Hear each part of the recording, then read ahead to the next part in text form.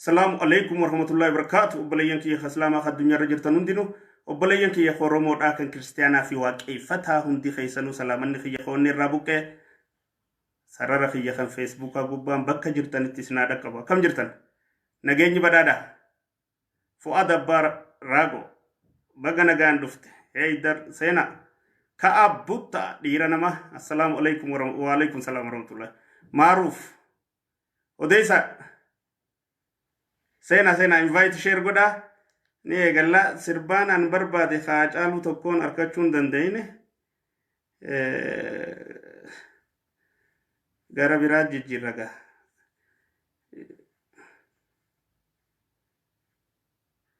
akkami jirtan duutana wal yaanneemi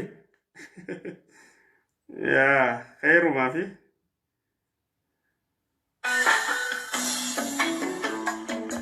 Ada. Ini agak letik kok bodoh.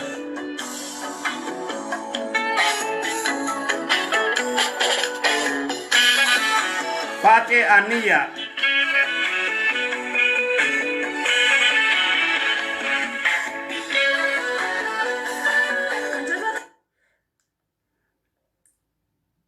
Fuad.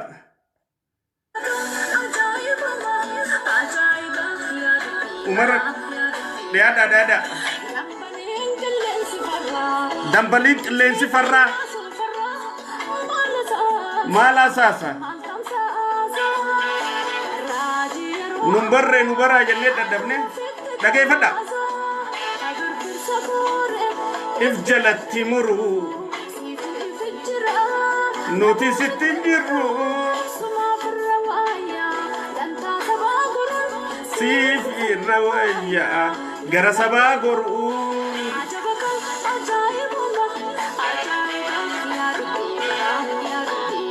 ada pada Nazir Haji Nura Commander in Chief akan jirta naga boleh saja welcome ada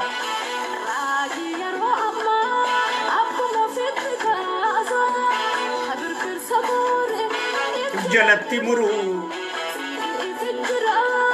namu sitinjiru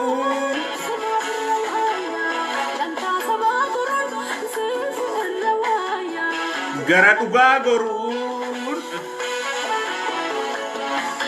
kakijibaa wajjin jifatee jiraate nagarre dhugaa kalee sarraas nuti dhugaadhaaf qabsoofne bilisummaa wara dhiiga dhangalaasne gootowwan jajjaboo tanaaf dhabne bu'aaf bayii qabsoo torba kufne kaane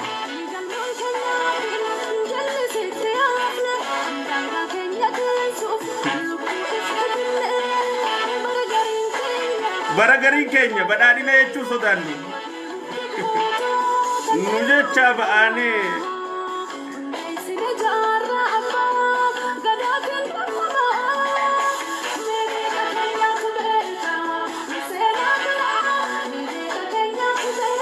ada Khalid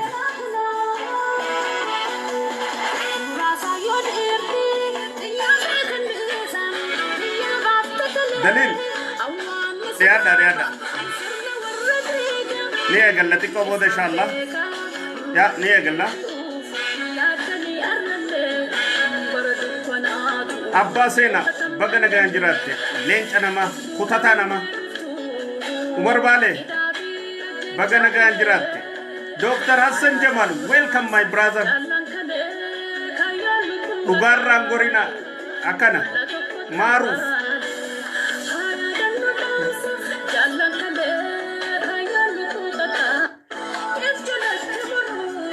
Sumafitti jira namu sittin jiru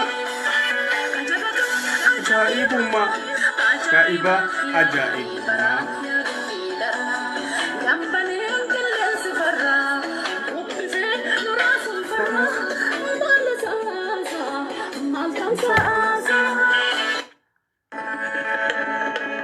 Galatoma obboleeyyan kiyya asirratti argamtan hundinuu assalaamu alaikum warahmatullahi wabarakatuh hundi keessanuu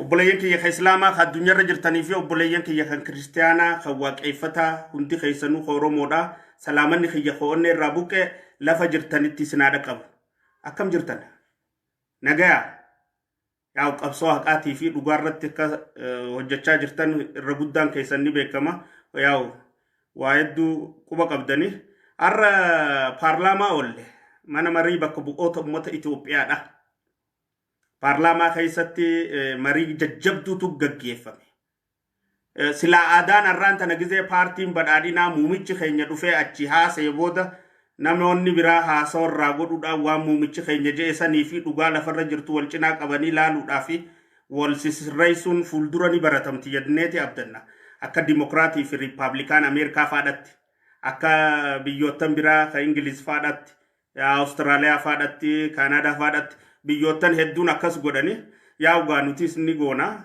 eegallee jechuudha tanumaatu isiidhaa fudhadha hunda dura aansee marii keenya kaarraarraa fi qabxiilee jajjabduu sila arraan tana ka'uu maltee fi khalaxoota tokko tokko dogoggoroota tokko tokko kan jiranirraa marii goona jechuudha walii sirreessuu fi waliif karaarra kaa'uun barbaachisaadha hunda dura aansee muumichi ministeeraa keenya arra mana marii bakka bu'oota ummataatti argamanii marii san ummata keenya ka bakka bu'ee bakka sanitti argame ummata Itoophiyaa hunda ka bakka bu'ee bakka sanitti argame hundaa wajjin marii taasisuu isaaniitiif guddaa galatoomiin jaana dubbiin tun dubbii laaftuu miti fitinaa muumichi keenyaa fi paartiin keenya ka badhaadhinaa keessa ba'e aarsaa muumichi keenyaa fi paartiin keenya ummanni keenya keessa ba'e yoo halaallu taate osoo muumichi keenya arraan tana ka'ee dirree waraanaa sanitti lolee lolchiisee maarshii jijjiiree taba jijjiiree injifannoo fiduu baate nulleen arra paarlaamaa keessaa teenyee wajji haasa'uu hin dandeenyu baga rabbi si gammachiisee jechuu barbaadan muumicha keenya tokko lamada osoo muumichi keenya arraan tana dirree waraanaa sanii loluu baate dhaqee hoggansa bilchina qabu hoggansa obsa qabu hoggansa kutannoo qabu hoggansa kutannoo qabu hoggansa murannoo qabu dirree lolaa sanitti dhaqee kannuu baate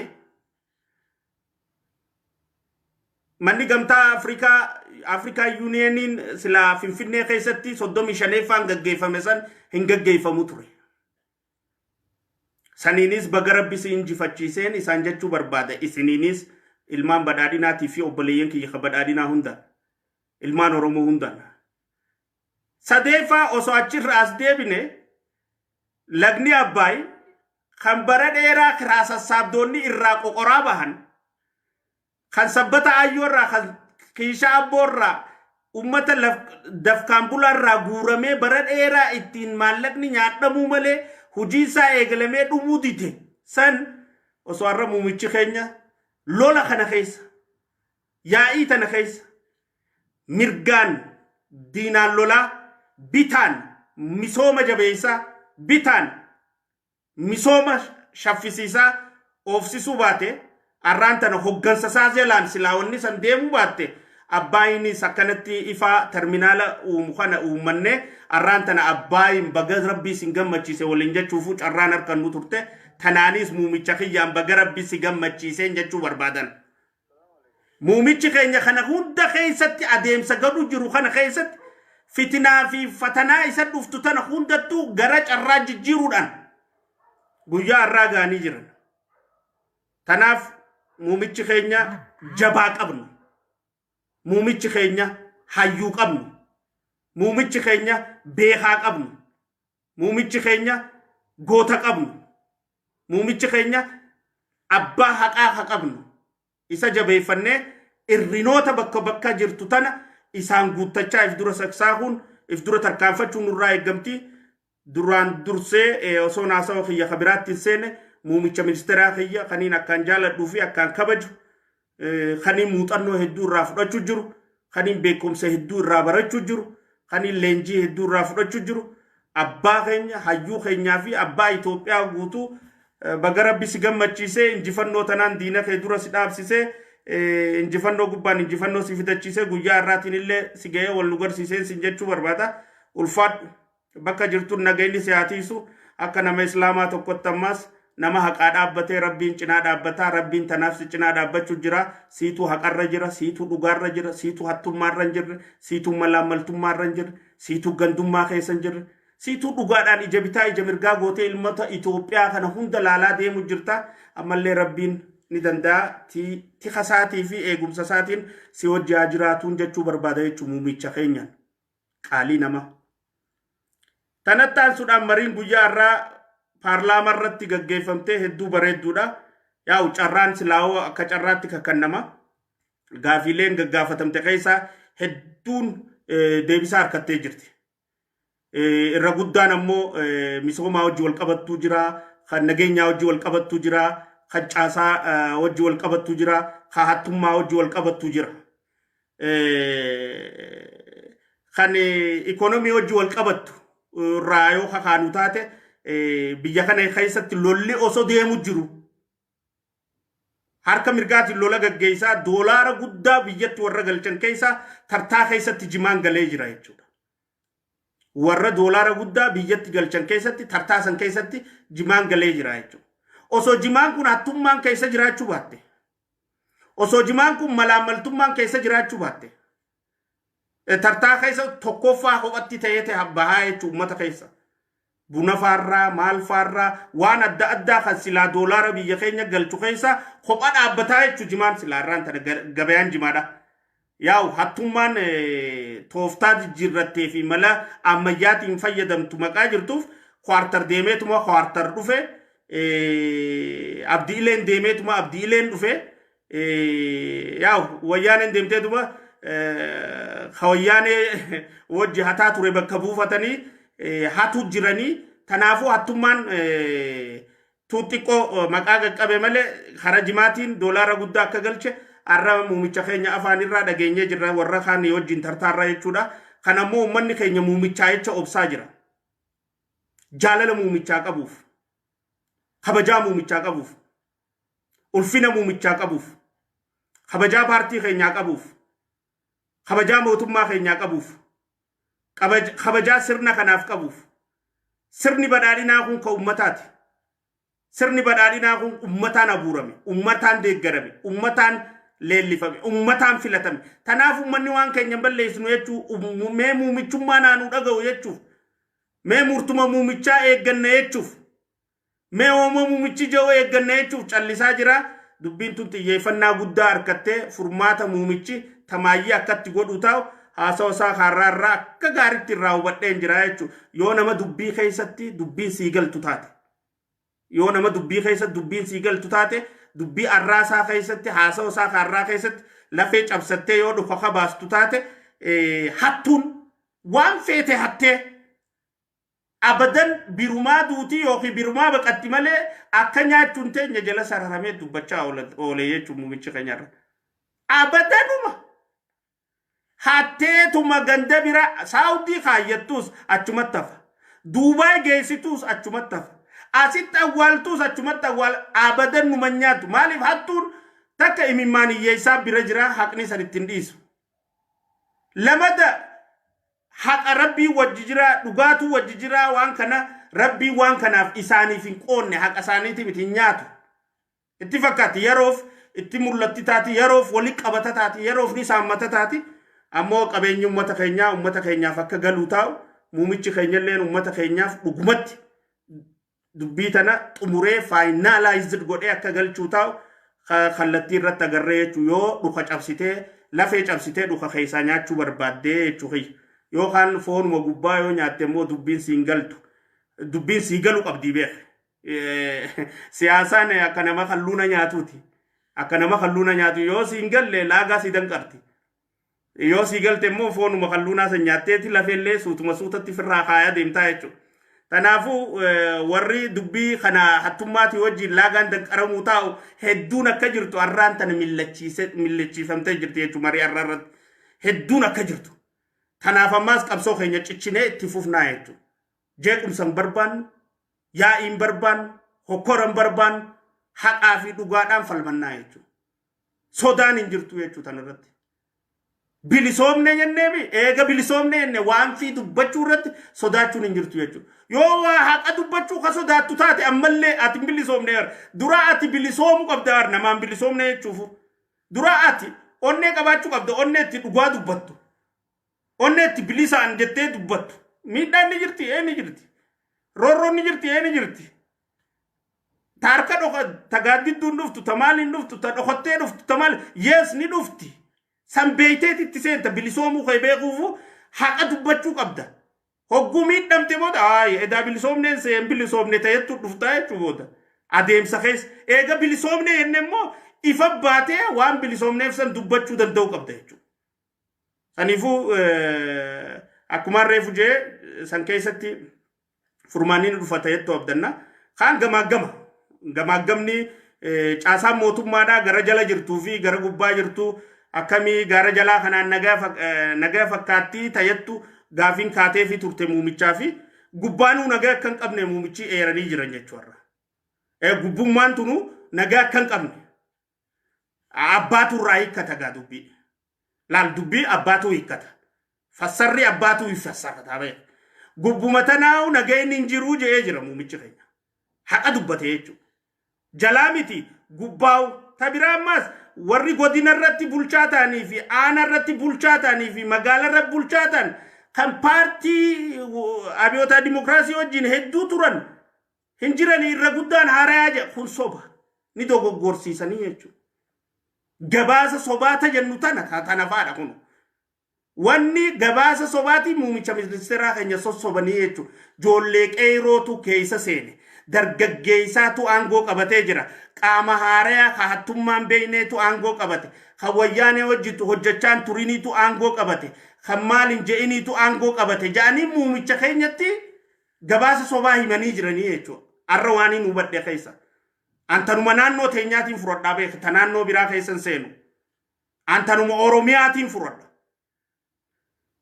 Amma inni asoosaa keessa godinaa fi aana irratti ijoolleen muudamtee jirtu. Bulchaan godinaalleen aanaalleen kaabinaa hin jirtulleen warra durii hojii warra jiru miti irra guddaan haaraa miti haarayni numaa hin jiru. Hin jiru haarayni. Akka jirutti warra abiyyoota dimokiraasiiti. Isaan keessa immoo gaariin ni jira ni jira. Isaan keessa kananne ni jira ni jira. Isaan keessa kan kijibne ni jira ni jira. Isaan keessa kan uummanni jaalatu ni jira ni jira. Ammoo irra guddaan ka caasaa hattuutiin muudamee irra guddaan ka haqaa fi faayidaa uummataatiif muudamee miti. Dargaggootni qabsoo keessatti hirmaatanii qabsoon tun akka dhuftu taasisan irra guddaan harcaaniiti mana galanii jiranii. Hoggansa keessaas aangoo keessaas hin gallee hin jiranii. Kaan biloogara godhaniiti baatii 3 booda maallaqa irraa dhaabanii. Kaanis biloogara godhanii baatii 5 booda maallaqa irraa dhaabanii. Joollee maallaqa xixiqqaan sossobaniiti Facebook irratti hojjettuu taasisan takka hojjetaa taasisanii. Namni akka hojii biraa hin hojjenne Facebookuma hojjetu. Facebookni hojiin ta'u. Dargaggoota keenya wanni ni isin dhaamu yaa obboleeyyan Facebookni hojii hin ta'u. Facebookni dirree itti yaada ibsatu. Dirreetti yaada irraa fudhattu, dirreetti waa itti deeggartu, dirreetti waa balaaleeffattu malee dirreetti hin jiraattuu miti. Sadarkaa san irra hin geenye nuti. Joollee teenya irra guddaa tanaanii hudhanii qabanii jiranii gizee fadhan as fide, gizee fadhan ni oofan, gizee fadhan gamana oofan, gizee fadhan achi oofan tun sirrii miti. Muumicha keenya. Tana gadi bu'amee ilaalamuu qaba. Irra guddaan mootummaa naannoo Oromiyaa irraa eegali, paartii irraa eegali, hoggansa naannoo irra jiru irraa eegali, biloogaroota qaba, ka ifii fandi godhu, ka ifii dirgoo kafaluuf, ka maallaqa mootummaatiin daleessifatu, ka carraaqseffatu qabu namuu jaarrate garee suuraa isaa maxxansitu, garee isa faarsitu, garee hojii isaa lallabdu, gaafa waasii kafalanii na faarsisiin jaan. Ati dogoggorarra innilleen dogoggorarra jiraachuu beeku qabdaa jechuudha. Gaafa waan kana hojjedhu tanasii kafallaan dhufte hojiin taatu Facebookni. Dargaggeessi keenya irra guddaan akkasi qabamaa jira. Hoggansa keessan seenne. bulchiinsa keessan seenne harcaafamee jira dirreetti hafee jira tanaafuu bakki tun gabaasa sobaarraa ta dhiyaattee tun sirraa'uu qabdii jenna jechuudha tun sirraa'uu qabda maaliif achitti afaan jaraatiin walitti haasoofnee dirree waliin baasnuu fi keessatti haasa'u jirraa beeka amma wanni imma keessatti haasa'u tun achitti afaaniin waliin saaxilluu jararra waliin saaxilluu fi keessa wal saaxilluu jirra ammallee naasuu waliin dhabne jechuudha hadooddii waliin dhabne wal sirreessuuf dubbachuu jirra malee achitti wal saaxiluun ni danda'ama jechuudha afaan jaraatiin akka warri Itoophiyaa hundi dhagahamutti sanin goonu immoo wal miidhuudhaaf hin qabnu kaayoo jibbaa waliin qabnu wal balleessuun kaayoteenyaa miti karaarraa wal meessuun kaayoteenyaa miti nuti tajibbinu hattummaan dhaabbachuu qabdidha sobni dhaabbachuu qabaadha haqni dagaaguu qaba dhugaan lalisuu qabdi ummanni keenya roorrifamuu qabu ajjechaan akka malee gaggeeffamuu qabdu hidhaan akka malee gaggeeffamuu qabdu reebichi akka malee gaggeeffamuu qabu saamichi akka malee gaggeeffamuu qabu gabaasni sobaa gabaafamuu qabu eenyu sobda gabaasa sobaatiin ummata keeti ummanni kuni haadha teeti abbaa keeti adeera keeti eessuma keeti maatii teeti gosa teeti lammii teeti eenyu sobda gabaasa sobaatiin arra wayyaaneen hin jirtu ifumaaf ifirratti kamitti hiyyummaa keessatti ummata dhiisu wal sobuun tun tanuti qabsoofneef miti haqarraasi miti tanaaf tun sirraa'uu qabdi gabaasa sobaatii ta'ettu as keessatti millachiisuu barbaanneeti tan biraa waan shaneedhaa hojii wal qabatu shaneen yaa akkuma dur jennee akka hin qabdu ni beekama humnaas hin qabdu ni beekama tabaroos hin qabdu ni beekama shaneerra qabsaa'uudhaan naa ol namni qabsaa'e ni jira jee hin fudhadhuani haqa isaaniitii fi cubbuu isaaniillee saaxiluu irratti naa ol namni qabsaa'e ni jira jee hin fudhadhu ammallee itti qabsaa'u irraa if booda deebinuu jechuudha if booda deebines shaneen ummata oromootiif tasuman fayyaddu bu'aa takkaas hin qabdu kaayoos hin qabdu ummata oromoo fayyaduudhaafis imaammata hin qabdu araat naxab shaneen diina ummata oromooti ta ummata oromoo bilisoomsuu deemuu miti umate wanni shaneen ammoo shaneen naannoo oromiyaa keessa babal'achuu tanaa wajji wal qabatee muumicha keenyatti gabaasa sobaa mootummaan naannoo oromiyaa ammaas galchee jira jechuudha akka hubannutti san keessaa muumichi keenya irraan tana gizee haasa'u shaneen fudhatama ummata bira qabdi maaliif ummata biratti fudhatama argatte jedhanii qorachuu feesisaa waaltuu akkanatti ummanni akka isii fudhatu taasisee tajattu kaasanii turan haasoo isaanii keessatti bakki tun dogoggora muumichi miti ka dogoggore no muumichaan warra gabaasa kanatti kanne mootummaa naannoo oromiyaatii fi paartii warra waan kana isaanii gabaaseetu itti hijibe isallee hijibsiise ummanni oromoo seenaa oromoo fi qabsoo oromoo keessatti barri isaan shanee jibbanii fi xureeffatanii jiraate bara badhaadhinaati barri oromoon hundi shanee funyaan irraa qabattee saaxiluu eegalte bara shanee ummanni hundi xureeffachuu eegale bara shanee ummanni hundi firraa dhiibee baasuu eegale bara shanee mancaadhaan ummanni firraa qabee hidhuu eegale bara shanee ummanni saaxiluu eegale bara caasaa shanee hunda uf keessaa duguugee ummanni baasuu eegale bara badhaadhinaa kanaa jechuun jijjiirama kana booda eega shaneen juuntaa wayyaanee hojii dhaabbadheetiin mootummaa xayiroodhaan dhufte tana mootummaa wareegama ilmaan oromootiin dhufte tana mootummaa jijjiirama kan ilma oromoo Dr. Abiy Ahmed Aliitiin hoogganamu kan wayyaaneen aangoo irratti deebisaaf ni lola jettee dhaabbatteerraa kaasee oromoon shanee qalbii keessaayis onnee keessaayis if baasee aak je'ee tufee jira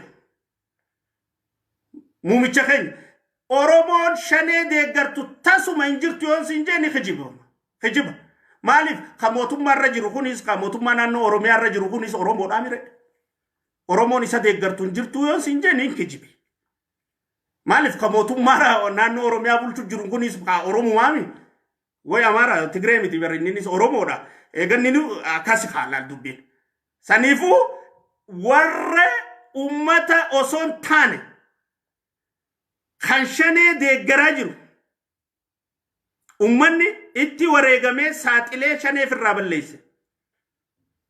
If keessa sossoo'u onasaa gandasaa ooruusaa eegee firraa balleesse. Ummanni shanee saaxile. Ummanni shanee dhoorke firra. Badhaadhina filate. Haga dura qalbiin garas isaan jirtullee kun adawwiidha jee irraa deebi'ee jechuudha. Eega juuntaa hojii isaan dhaabbatan irraa kaase dhugaan jirtu tanuma Oromiyaarra. Hammoo shanee wajjin jiru mootummaa naannoo Oromiyaa keessaa kaabinoota isaaniiti. Gareen paartii keessaa isaanii wajji jirtus ni jirti. Caasaa hoggansaata gubbaa keessa jirtu tanaatu shanee wajjin hidhata waliin qaba malee ummataa miti. Maaliif shaneen akka ummata keessa babal'istu ka godhe mootummaa naannoo Oromiyaati. Akkamitti godhe? Qawwee raayii ka Oromoo guutuurra. Qawwee Oromoo hidhachiisaa Oromoo irraa qawwee ni finaa jechaa turrenti. Takka. Lamada. Qawwee sidiibinna jee maallaqa irraa guure. Akka isaan kontrabaandiin illee qawween bitanne maallaqa irraa guure ummata hiyyoomse. Qawwee biteen finnee fi beek. Qawwee irraa guure. Qawwee sidiibinna maallaqaas fidaa jeeni ummatan. Maallaqaas irraa guure. Qawwee biteen finnee fi milishaadha jeen leenjisee 7 fi 4tti qawwee rasaasa 3 kannee qawwee qullaa ummatan gandee eegaa jeen jechuudha. Akkami firraa eeguu danda'a ummanni? Wanni shaneen gandayyuu keessa law jettee olii gad deddeemuutti dandeesse haala mijjeessee fi jannata keessa sossoo'uu danda'an Oromiyaan biyya shaneen keessa sossoo'uu dandeessu ka godhe mootummaa naannoo Oromiyaa ka amma bulchu jiru jechuudha.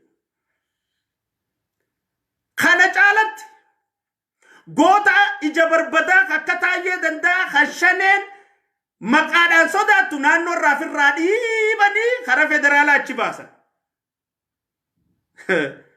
Warroota shanee dura dhaabbatan jajjabaa hunda naannoo irraa firraa oofan. Ka shanee deeggaru fuudhanii naannoo irra muudan. Aangootti kannan. Shanee babal'isii daabara.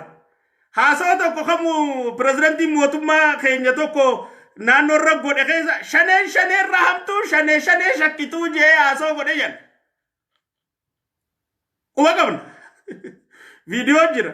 Shanee irra baddu shanee shakkituu. Isinuu hoggansi keenya shaneedha shanee shakkinaa jechuudha bara dubbichi. Shanee shakkitu. Shanee shakkitu. Shanee irra baddu shanee shakkituu. Isinu shaneedha shaneen shakkinaa wajjin hojja akkasitti lan.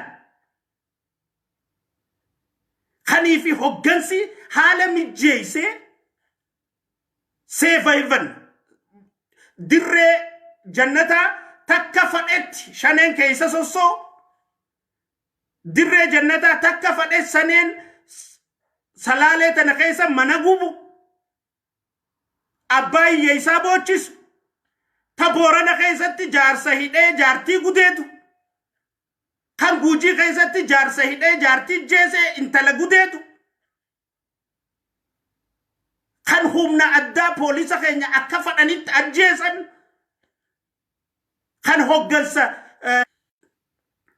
Kan hoggansa paartiin ergite hunda kararratti ajjeesan. La fadhanitti waan fadhan akka isaan godhan haala ka mijjeesseef mootummaa naannoo Oromiyaati jechuudha. Saniifuu asirratti mormiin kiyya muumichi ministeeraa keenya kabajamoon jaalatamoon ulfaatoon abbaan haqaa warri mootummaa naannoo Oromiyaarra jiru gabaasa sobaatiin ummata Itoophiyaatti akka sobdu si taasisaa jiranidha. Ummatni Oromoo shanee deeggaree hin beeku. Shanee cinaas dhaabbatee hin beeku. keessattuu amma hashanee jibbee jiru yoo jiraate ummata Oromooti. Oromiyaa keessatti ummanni tokko jiraachuu mala. Umaamisan akka ummataatti hin baanaan.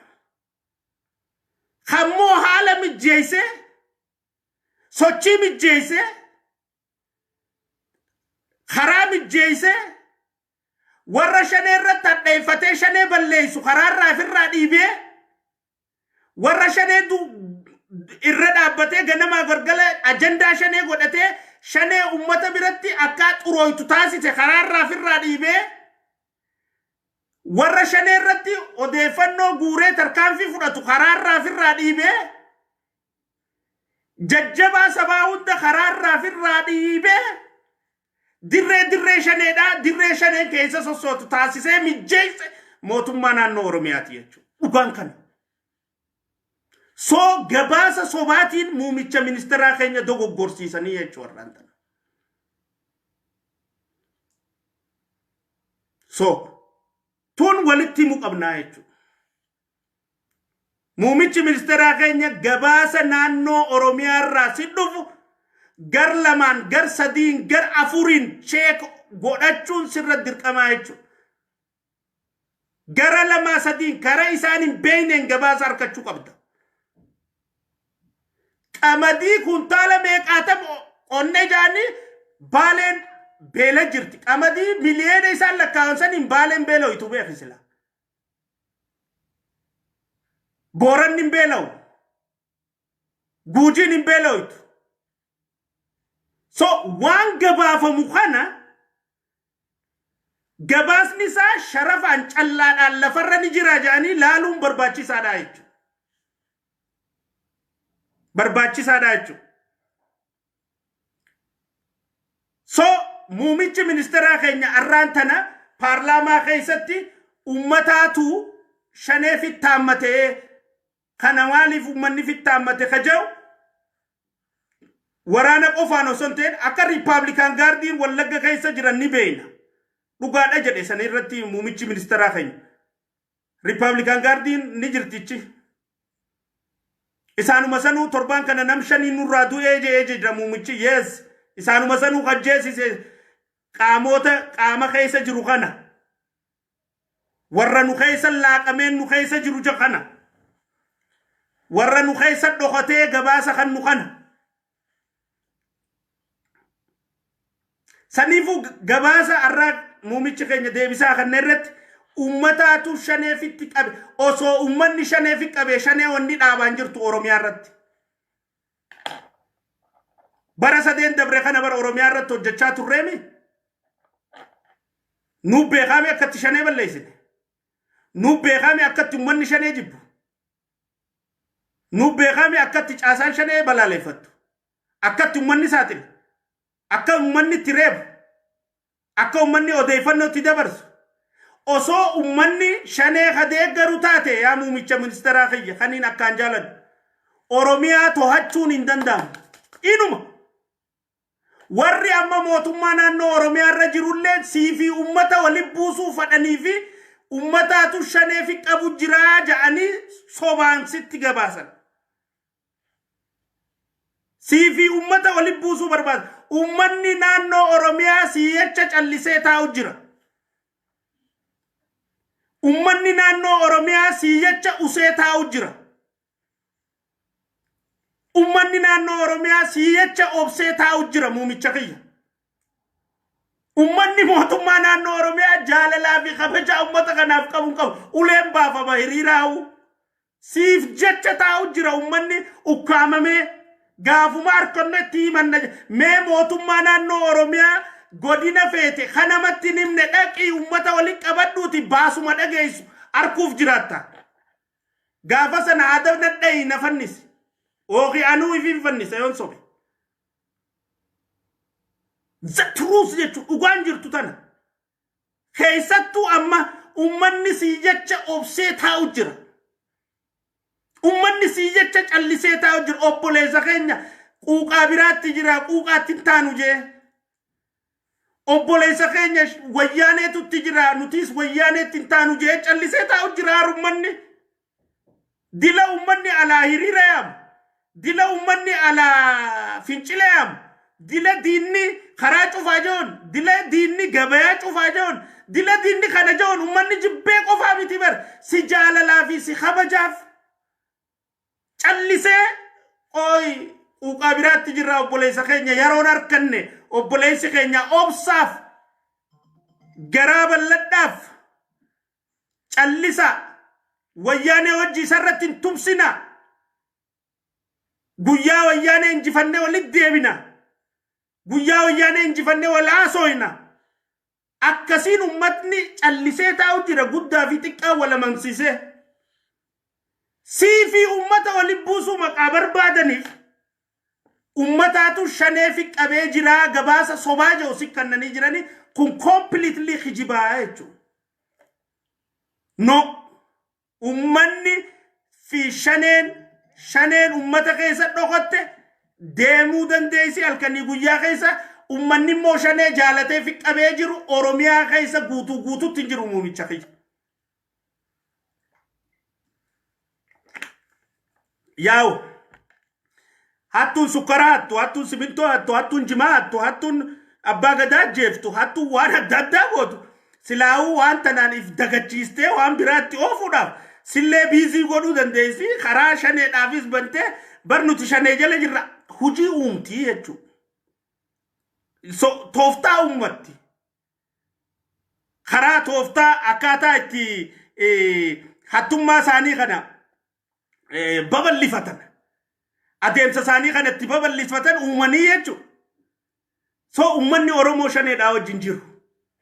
Uummanni shanee fi qabees hin jiru. Mootummaan naannoo Oromiyaa dhugaa dubbachuudhaaf yoo kalaallu taate ulaagaan isiin ittiin nama madaaltuu si ajaa'ibsiisaa jechuun muumicha kiyya. Dhaamsi kun muumichaaf. I hope biranigaa bargixanyinat akka muumichi kiyya dhageeffatu yoo amma dhageeffachuu baattes dhaamsi kiyya si bira ga'uun hin beeka. So muumicha kiyya Oromiyaan hojmaata hin ilaalan hojmaata miti kalaalamu. Mootummaan naannoo Oromiyaa kaammoo Oromiyaa bulchaa jiru hojmaataanii miti kanama madaalu. Ulaagaan isaa soba dandeettii qabdaa'idha takka. Sobuu dandeessaayidha. Ummataaf naasuu ni qabdaa'idha silaala. Qabaannaan ati ni quftafatana. Hattummaa keessatti hirmaannaa ni qabdaa silaala. Hirmaannaa qabaachuu baannaan keessaa si akka. Yoo harki hirmaannaa qabaate immoo miseensa jaasi naqa. Bar mootummaa naannoo Oromiyaa keessa kaabinee ta'uudhaaf hattuu ta'uu qabda. Hattuu ta'uu qabda. Hattuu miseensa taa'ee ol seena. Kana giseen jiru immoo hundi hattuudha jechuu kiyyaa miti beeka. Kana ga'aa ni jira. Tokko tokko akka qawwisaa keessa dabre tokko ni jira ta'a. Ammoo ulaagaan isaan itti ilaalan tana. Nama dhugaa dubbatu hin barbaadan. Nama yaadaan isaan morku hin barbaadan. Nama isaanirra jaalatamu hin barbaadan. Nama isaanirra dhaga'itii harkate hin barbaadan. Nama ummataaf adooddii qabu hin barbaadan. Nama biiroo ba'ee foon jiraan nyaannee wiskiin dhuyne hin barbaadan isaan. Nama jaartii isaa bira laaqana isaa fidatee ofiisa keessa taa'ee naamusaan ummata tajaajilee laaqana isaa nyaatee eega ganama seene galgala ba'u hin barbaadan kana. Ka ganama dhufee za'a shanitti ofiisaa ba'ee laaqana ciree nyaatee wiskii irra buufatee za'a lamatti ol deebi'ee za'a saddeetitti ol deebi'ee za'a sagalii cinatti biiroo baafatu. Akkasi ulaagaan. Haqni jiru kana laallee maqaa garruufii jechuudha. Bara sadeen kana keessa dabarre. Dhaabbachuu qabaa jechuudha. Tanaan si gabaasa sobaa wanni ja'amuufis kana. Gabaasa sobaa. Amma fakkeenya fudhadhu Ibsaa Saadiq. Itti aanaa bulchaa Shawaa Bahaa. Abbootiin gadaa Karrayyuudhaa ajjeefamuudhaan. Ibsaa Saadiq abbootiin gadaa kun ajjeefamuu hin qabdu jedhee falmaa ture. Ani ibsaadhaan akka maqaattiin beeka malee takkaa wal harkeen beeku akka nama tokkotti an. Kunoo rabbiitu ragaa fiyyaan wallahi laaziim ibsaadhaan takkaa wal harkeen beeku. Kunoo wal argarree naaf inni haa jiru inni. Takkaa wal dubbisneen beeknu telefoonaan naaf ibsan. Takkaa. Ani ibsaa isaati keessa dhalatee eessa guddatee irraa quban qabu ani hin beeku. Ammoo itti aanaa bulchaa shawaa bahaa ta'e guyyaa san achitti gisee abbootii gadaa ajjeesan abbootii gadaa tanan ajjeesnu jarana dhiisaa jedhee falmaa turuu isaanii hin beeku. Odeeffannoon qaburraa jechuudha. Amma immoo ibsaa isaati wanta na dura dhaabbatee maqaa hojiirra ari'an jechuudha. Laal nama abbuma gadaatu najjeesnu jau hojiirra ari'am. Abbaan gadaa maa ajjeefama yoo itti ni ari'amtaa jechuudha. Ati ajjeechaaf barbaadamtaa jechuudha. Nulleen bar waan adda addaa nurra gahaa jira. Obsaatuma yaa jirra malee maaliif kullu nafsi lubbuun tun gaafa uumamte duutee jira. Rabbii keenya. Lubbuun uumamtee du'an dhandhamne hin jirtu. So gaafaan biyya alaa san dhiisee biyya keessattiin dhufee uummata kiyyaa qabsaa jeen du'e. An gaafaan qabsoo kana seeneen du'e. Tanaafuu du'an sodaadhu an. Namaas hin sodaadhu. An kijiba cubbuu wanni nan sodaadhu. Nama roorrisu. Haqa taanaan ammoo abbaa fadhe irraa hin deebi'u. Kaayoon itti amane irraa abbaan fadhe nan deebisu. Dhugaa sanirraa jechuudha. Saniif waan fadhe rabbi haafidu tikni teenya rabbi jennee yaa'u jirra malee roorroon isaan nurraan ga'u jirra bar jarri kun Oromoodha jettee shakkita. Akka wayyaaneen abiyyi godhaa turte isaan nu godhu jiran amma na godhu jiran amma yoo anaa fudhatte fakkeenyaaf. Sooti yerra haasa'uun fadhuan irran kaa'e maaliif tunni dhufti maqaa beeynuuf itti seenne qabsotti. Ammoo isaaniif qaanyidha gaaf tokko kitaabaan ba'uutaa gaaf tokko waraabamee jira gadhiifamuutaa gaaf tokko ummanni dhaga'uuf ta'a isaan itti qaanfachuu ta'an. Waan arra nu godhu jiran jechuun waan nuti saaxilleef jecha. So ibsaa isaati qillee hojiirra ari'anii mana galchanii mindaadhaa fi waan hundarraa qabanii hidhamaa manaa taasisanii teessisuu jiranii jechuudha. Gamana deemuu hin danda'u gamas deemuu hin danda'u waan akka godhuu hin danda'u. Maqaa abbuma gadaa kana najjeestanii jeef siin nu himee. Akkamitti akkana? Inumaa silaa ibsaa isaati waan tana dura falmee waan tana saaxilee'u ibsaa isaati muudamuu qaba moo ari'amuu qaba? Sirna gizee takka Oromiyaa kominikeeshinii fi maarreen na ajaa'ibsiisti mootummaan naannoo Oromiyaa tun gizee takka duudhaa keenya ka ganamaa deebina jedhan. Sirna abbaa gadaa keenya deebina. Hai abbaa gadaa ajjeesaa sirna abbaa gadaa kamitti deebina? Abbaa gadaa ajjeesaa galma abbaa gadaa keessa teessee gizee marii gootu hin qaanfattu.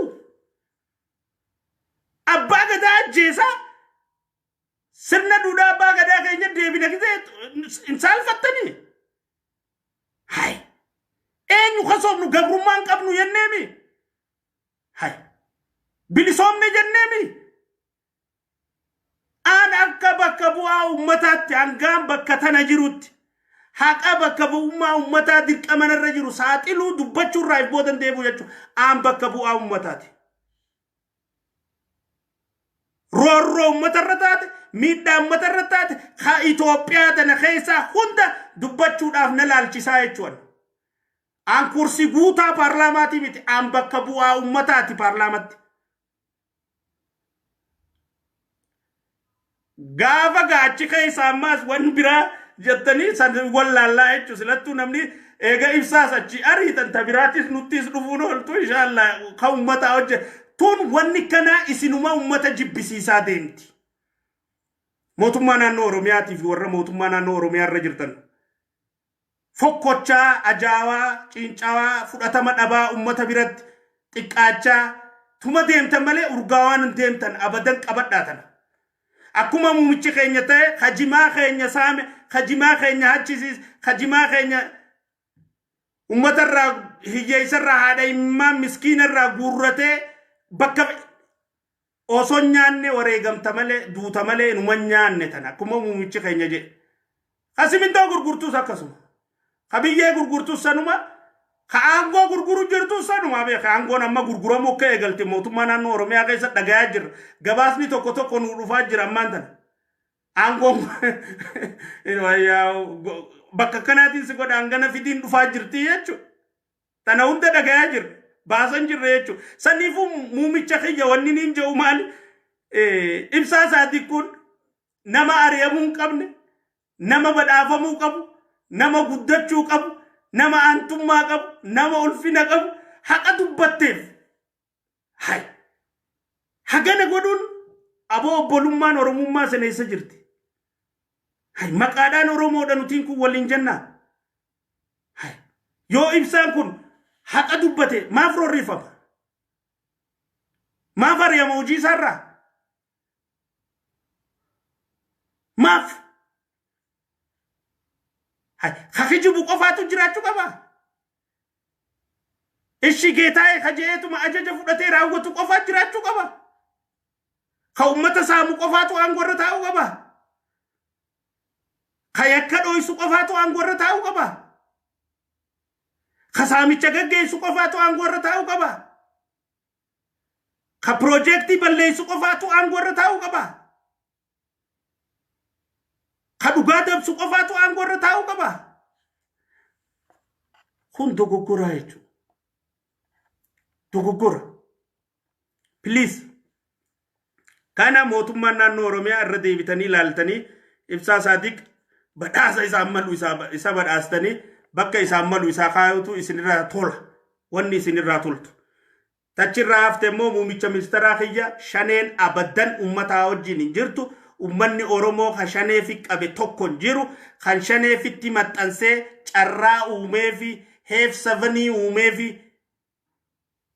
safe heaven uumeefi akka shaneen akka feetetti Oromiyaa keessa olii gad sossootu ulaagarree reefu jeesaniin ummata irraa qawwee hiikanii qawwee isinii binnaa maallaqa fidaa jaanii akka isaan kontirbaandiin illee bitanne godhanii qawwee bitanii fi kan fidin humna keessaa oofanii hoggansa caasaa shaneetiin walitti hidhataa qabdu gandarra juttu bakka juttu godhanii wanni shaneen guyyaa mootummaan nu bulcha galgala shaneen nu bulcha ummanni irra jechuu dande tana jechu maalin beenu caasaa mootummaa keessa ka aangoo qabu ka mootummaa ka shaneen maatiisaa butte ka sadarkaa aangoo guddoo irra jiru maqaa kaasuun barbaadu maqaa namaati dhiifama fireenaan qabee beek duraan gadhiisuufiin ka'e maqaadha fireenaan gik godhe ya fireena qabuun gaariidha gize maqaa namaa kaasuun hin barbaachisu ammoo maatiin isaa irraa hidhame kan shoorar keessaa shanee wajjin marii godhee shaneef maallaqa kafalee maatii isaa hidhaa baase hin jiru mootummaa tana keessa muumicha kiyya ati guban qabdu ta'a yaa lola keessa jirtaati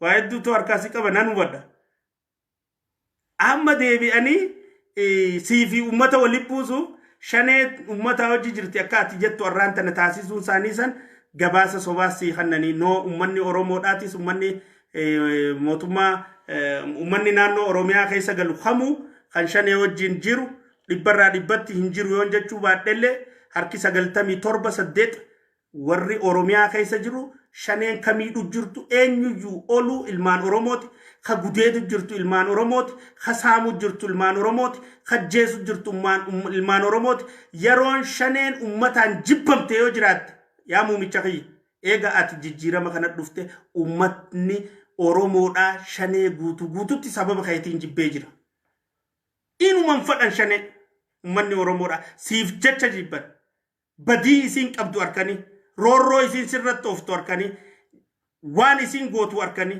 akka isiin sirratti itti hojjettu arkanii jala garagale ummanni garagalee shanee jala shanee xureeffatee ka jibbe bara hoggansa keetii kana jechuudha saniifuu ummataa fi shanee wajji jira bakki jettu san guutumaa guututti dogoggora gabaasa sobaati sikkannanii siifi ummata Oromoodhaa garaa waliin balleessuudhaaf akka ummanni Oromoodhaa hay nuti isaa jecha obsu jirra nuti isaa jecha usu jirra nuti isaa jecha waamee qabaadhannee yaa jirra akkamitti inni shanee wajjin ummanni shanee keessa jirti shaneen hunjaa jette ummanni akkaaniif daranuu sirratti jibbaa horatuu fi dhageetii fi fudhatamaati ummata bira qabdu akka dhabdu taasisuudha jecha tana ja'anii sun gabaasa sobaa mootummaan naannoo Oromiyaa guututti dhiyeessite shaneen ummata wajjin wal fudhattee jirtu hin jirtu. Shanee guutuutti ka Oromiyaa keessa babal'isu jiru mootummaa naannoo Oromiyaa ka ammaan tana bulchaa jiruu fi caasaa isaa kanni sadarkaadhaan bakkoota adda addaa irratti jiriirfatee ta'u guutuutti akka hubatamuun barbaadaa jechuun muummicha ministeeraa keenya. Gara biraatii yaa'u paarlaamaan keenya har'aan tana marii garaagaraa gaggeessee jira. Gaafilee biraa hundaa'u muummichi keenya akka gaariitti deebisee jira. Ijoollee teenya tan Saawudi Arabiyaatillee gaafiin gaafatamtee jirti. Sheek Kaamil Shamshuu kabajamoodhaan gaafatamtee jirti gaafii saniifillee deebisaa barbaachisaa kanneen jira. Gabaasni achi jiruu fi gabaasni dirree feesbuukaarra jiru waliin simatu. Saniifuu waa qulqulleessaa jiranii waa qulqulleessaa fixnaan mootummaan akkaaniif ijoollee san galchuu teessuu fi kanatti ammaas muummichi kana matamne maaliif gaafa aangoo fudhaterraa eegalee lafoota ardii addunyaa tanarraa xayyaara isaatiin hunda dabalatee baqattoota lafa adda addaarraa muummichi keenya galchaa turuudhaan beekama. Waan kanaan hamatamuutu miti. Ammaas rakkoo achi keessa jirtuu fi waan jiru gizee dhibbatti qulqullooytee adda baatee kan galfamu ta'uu ibsamee jira. Kaan ammoo yaa'u Ida Arafaa Ramadaana as dhufu kana warri biyya alaa jirtan ka Islaamaa hundillee biyyatti Ida guddoo takka akka salaanni gaggeeffamuu fi sanirrattillee afeerra Islaamoota addunyaarra jiru ka Itoophiyaa dhalootaan Itoophiyaa ta'anii fi kana hundaaf afeerraa taasisee jira muummichi keenya. Isii tanallee ustaatotni keenya ulamaayotiin keenya ka biyya alaa jirtan sheekotiin teenya muftiileen teenya yaamicha muummicha ministeeraa keenya kana dhageeffattanii biyya alaattis wal jaartanii akkuma warri kaanis gizee bara haarayaa san dhufanitti gaafa Iida Ramadaanaa kana haalli hundi karaa mootummaatiin nin qindaawa. Isii qindooytu san wal jala isin beeksisna inshaallah rabbi je isii sanirratti keessaa alaa magaalaa hundatti qindaa'uudhaan afeerraa muummicha keenyaatii fi akkaanii fi Iida addunyaarraa takkaffaa taate salaata guddaa ta'e addunyaarraa tokkoffaa Islaamni hangam takka guddaa akka taane Itoophiyaa tana keessatti beeksisuu fi hubachiisuudhaaf akka harkamtaniif ka afeerramtanirratti harkamuudhaaf gamanumaaf akka qophooytan isinit dhaammanna. Gara biraatiin paarlaamaan amma booda ji'oota dhufan tokko kanaaf hujii to'annaa faana bu'insaa fi hordoffiidhaatiif gara godinootaatti akka bobba'amu muummichi ministeeraa keenya ajajanii jiranii. Leenjii sanii barbaachisu fi waan sanii barbaachisu hunda godhamee jira. Godinatti namuu wal jaaree bobbaadhaaf deema. Bobbaa deemu tanarratti ummanni gadi ba'ee bakka bu'oota kee maaliif gaafii kee akkasiin gaafatin, maaliif boo'icha kee akkasiin gaafatin, maaliif dhukkuba kee akkasiif hin dhageeffatin, wanni filattee achi isa geessiteef maaliif akka ta'e ummanni ummata filate gaafachuu qaba. Iftoomaan amma booda gabrummaan nu duran jirtu. Ammallee immoo ka gabroome hedduutu jira paarlaamaa san keessa. Sammuumaanuu ka gabroome. Kanuma seenee harka baasee galuudhaaf malee dubbachuudhaaf hamileen qabne hedduutu jira. An argeen daajjabee jira hedduu takka. Kun cabuu ka danda'u ummanni amma gizee isin bira dhufan isin mariisisuu teenya nulleen ni dhufna ganda irraa filamnee fi godina irraa filamne piroojeektiilee deemu jirtu hunda hordofuuf teenya. Waan hanqina uummatarra jirtu hordofuuf taa'ama. Rakkoo uummataa jirtu mariifamuuf ta'a. Kaabinoota uummataa kan godinaa fi aanaalee jirtu akkanumatti illee caffeellee jirtu waan jira hunda kallattiin tatti kannamtee jira. Cheeklistii kannamee jira sanirra hundooytee hojiin hojjetamuuf teessi. Akka godina keenyaatti nutis ni dhufna. Akka naannoo Oromiyaatti dubbachaa jira. Akka naannoo Oromiyaatti ammoo uummanni Oromoodhaa waan kana dhaga'uu qabaa. Sheer godhaa biraan gaa uummanni Oromoo filatamtoota kee ganda kee dhufu qe'ee tee dhufu araddaa kee dhufu tanaafiin si filadhe taniin sitti madhe tanaami taniin sirraa barbaadu tanaami rakkoon an qabu tana achi dheeyxee maal naa dubbatte achi dheeyxee maal naa gaafatte hogguu rakkoon Oromoo kaate maaf afaan qabattee teesse hogguun fi cinqin achi taate maal afaan qabatte harka tumuuf achi dheeyxee harka baasuuf achi dheeyxee mee wanni ati himachuu qabdanii jechuu uummata filattanitti. Akkana sirreessinaa beeka akkana sirreessina laal hin sodaatinaa tana. Akkana sirreessina luuyni maastaruma tana malee taraatti aanuu fila akkana sirrooyti. Hogguu uummanni akkas jee hudhe hogguu as deebi'e ulii isumaa harka baasee rakkoo uummata isaa dubbatu agartaa jechuudha. Akkasitti oofuudha nama keenya. Saniifuu uummanni dhaga'uu qaba. ummanni bakka bu'oota ummataa jee kafilate kana gaafachuu qaba. Hattummaa deemu jirtu. Projektii saamamaa jirtu. Projektii karattafte. Malaammaltummaa jirtu. Hanqina bulchiinsa gaariidha.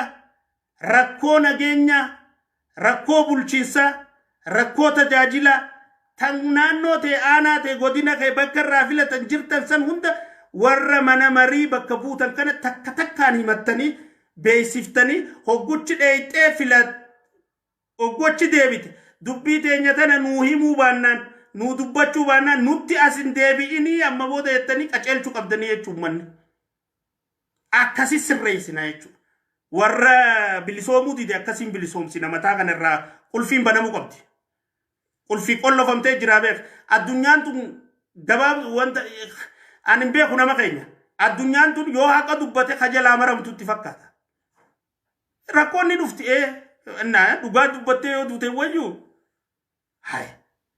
Nama keetiif moo ummata keetiif moo haqa ummata keetii dubbattee yoo duute irra wayyuu.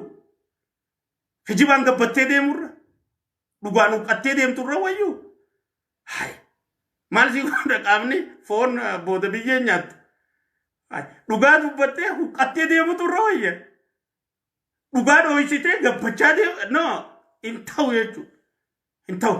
Kanaafuu uummanni keenya bilisoomnee jirra. Mootummaan teenya tun mootummaan badhaadhinaa bara 5 dhufuu biyya tana ka bulchuu teessu isiidha. Katti aanullee inshaallah isumaa bulchuutaa. Ammoo uummanni keenya aanaa kee ganda kee warra paarlaamaarraa mana mariirraa isin gadhuufu kana hunda rakkoo teessan waan jiraa waan aanaa keessan kee hanqina jiru hunda takka takkaan kan sodaan itti himattanii akka gaafii teessan asitti isin dhiyeessu goosisuun teessanii jechuudha. Hangammaa maal gootee gaafachuun illee teessanii. Dirqamaa jechuudha. Dirqama as dhufneetuma mana marii dheeyinee karabaattaa hidhannee mana marii dheeyinee mana mootummaan nuu kannite keessa galtee hujiilee adda addaa ta mootummaan irra siira maddee ooftee ummata si filate ka miilaan deemu ka qoreen diru jirtu ka daandii hin qabne ka bishaan hin qabne ka ifaa hin qabne ka jiruu hin qabne ka laffe'ee jiraachuu jiru ka rakkachuu jiru ka hatamu jiru ka bulchiinsa hamaadhaan roorrifamu jiru. Ha projektiin irraa saamamu jirtu. Ummata keessatti ijarraa qabatteetuma akkanumatti callistee asin taa'ee nyaadhaa azaaba keessattis gubachuuf teessa. Hin ta'u. Hin ta'u jechuudha. Accountability jiraachuu qabdi. Itti gaafatamummaan jiraachuu qaba jechuudha. Hin ta'u. Hin ta'u. Kanaafuu ummata biraa akka geessu kana taasisa. Ummanni keenya illee tana beekee filamtoota keessan kan isin bira dhufan gaafii isinirraa barbaachistu gaafachuun barbaachisaadha. Warri biraa immoo naannoo Oromiyaa hunda keessa warri jirtan lakkoofsa security isiniif maxxansaa projektiilee badde rakkoolee nageenyaa ta'e isin biratti jirtu gara bulchiinsa mootummaa naannoo Oromiyaatiin miidhaalee isinirra geesse gara mootummaatiin waan rakkoolee isinirra ga'e araraafama isinirra jiru bulchiinsa hammeenya isinirra jiru waan isinirra jiru saaxilaan nutti erga. Jolle ni jirti isaaxillaa jechuudha. Asirra finnee isaaxillaa yaanaa jechuudha. Akkasii sirreessaa yaana. Isaaxillaa. Fidaa keessaniin bahaa ergaanatti. Anaa isinii maxxansa lakkoofsa seekuurtee abbaan fadhee yaa'u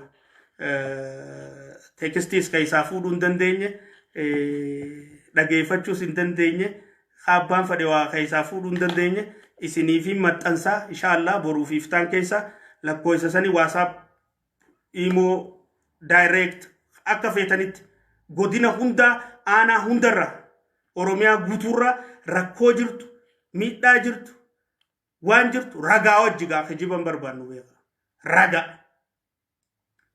kana tacabbac marraja kamaasrajjaaka odeeffannoo ragaa wajji qabqab gootanii akkasiin nu erginaan nutis qabqab goonee gara dhimmi laallatu lat goonaa jechuudha qabsoo jechuun tana fooyya'uu jechuun tana sirreessuu jechuun tana sodaatiin abshiraa hedduun isin jaaladha rabbii isin uume kana uume jechaan dhugaa tana dubbachaa jira wanni bakka na buufateefis ummanni dhugaa tana dhugaataan irraa ammas rabbis nan jalliseen if boodalleen deebu duris dhugaan dubbachaa ture ammas dhugaan dubbachaa ture hanga maayyitti dhugaarraa deebi'uuf hin taa'u kaniin qabsaa'u kaniin ummata kiyyaaf dhaabbadhuuf haqa kanaaf haqa keenya kanaaf ummanni mirkana wanta ta'uu qaba muumichi keenya gabaasa mootummaa naannoo Oromiyaatirraa sitti dhuftu gara lamaan gara sadiin gara afuriin gara shaniin cheeggootu malee akka gadi hin baane mootummaan naannoo Oromiyaa siif ummata wal lolchiisuudhaaf caasaa hojjechaa jirtuu fi gabaasa sobaa sitti ergaa jirtuun akka wanta taane ta'ettu himna ummanni keenya kan shanee balaaleeffatee xureeffatee jibbe akka ammaatti tasuman jiru kana dogoggoraan muumicha keenya kan wanta goosise caasaa mootummaa naannoo Oromiyaati arraaftanumaan jaa nagaan tura sheer godha ummata keenya biraan gaa silkiin jeesiniifin ergaa laaku ta as qofaati miti silkiin biyya alaatis biyya adda addaa yoo asittillee nurra miidhaan dhufte silkiin karaa miseejni karaa biraa akka deemu bittinnaaw so ragaalee jirtu akkasitti maaliif hattuun hirriban qabdu beek hattuun hirriban qabdu amma hanganuma ergaa isiniif maxxansinaa enne akka silkiin kanniin akka maagoonu jettee edanarraa wal mari'achaa bultii beek hattuun dalagaan sikkan amantaaf irratti hin qabdu amma nuti amantaaf irratti qabnaaf tana koon hattuun amantaaf irratti hin qabdu amma lakkoofsa isiniif maxxansaa boruuf iftaan irraa eegalaati naa ergaa ni saaxillaaji isiniin jeemi waa hedduun akka ergamuu ta'e suma qabeeytuuf hattuunarra akkamitti dubbii tanaaf isa addaan bisnaa hirriban qabdu jechuudha saniifuu hin sodaatinaa ijoollee hedduutu jira qabsaa'ota adda addaa silkiin anniin erga jee beekti iyya qofaa miti silkiin hedduudhaan isinii maxxansa silkiin maxxansu san irra fayyadamtanii akkasitti miiseeje jiru hunda erguu ni dandeessanii gara biraatiin haalattiin amma booda har'a muummichi dubbatee jira ETV irratti fi waan adda addaa irrattis saaxiluun akkatti fufuu ta'u yaa hundi hattuu jaamuu qabu hundi maqaa tokkoon burusha tokkoon dibamuu qabu hattuu fi kaan adda bahaa deemuu qabdi isii tanaaf sagantaaleen eegalamuu teessu takka takka akka jirtu har'a millachiisee jira hundaafuu milkiidha haasawni muummichi keenya har'aan tana godhe guututti angara irraa kaase kana anaqala injifataadha milkaawaadha muumichi keenya injifannoo gubbatti injifannoo harkattee guyyaa irraa kana dhuftee haasawa marii bal'aa kana nu taasiftee nulleen isiisan irraa akka amma haasoo nu taasisuu keetiif rabbiif galanni haa ga'u alhamdulillah atillee rabbii lubbius jiraachisee asi deebisee tana nu wajji godhuu keetiif baga rabbis jiraachisee muumicha keenya ammallee nu jiraadhu ammallee nu guddadhu ammallee nu dagaagi adawwiin ta'e cilee bishaan buutee haa taatu si wajjiin fidaa ba'uudhaaf uummata kanaaf nuti qophiidha ati nama haqaati ati nama dhugaati ati nama biyya tanaaf haqaan uummata kana tajaajiluuf ergame kasi jubbuun booda si jaalachuuf ta'a muumicha keenya nama jibbamuu miti ati hattummaarraa walabaa gandummaarraa walabaa shanyummaarraa walabaa gosummaarraa walabaa amantiirraa walabaa dhugumaan biyya tana badhaadhinaan ceesiseen uummata kiyya kana jireenya keessaa baasee jiraadha jetteeti ifaajee gaariidhaan hojjechaa jirta si hojii jirraa jabaadhu siin jenna kan kanarraa hafe immoo adeemsa jiru laallee walagarraa hanga ammaa naa wajjin turuu keessaniif guddaa galatooma rabbii na uume ka isin uume ka guyyaa boruu fuula isaa dhaabbachuu teenyu jechaan isin jaaladha assalaamu alaikum warahmatullaahi wabarakaatu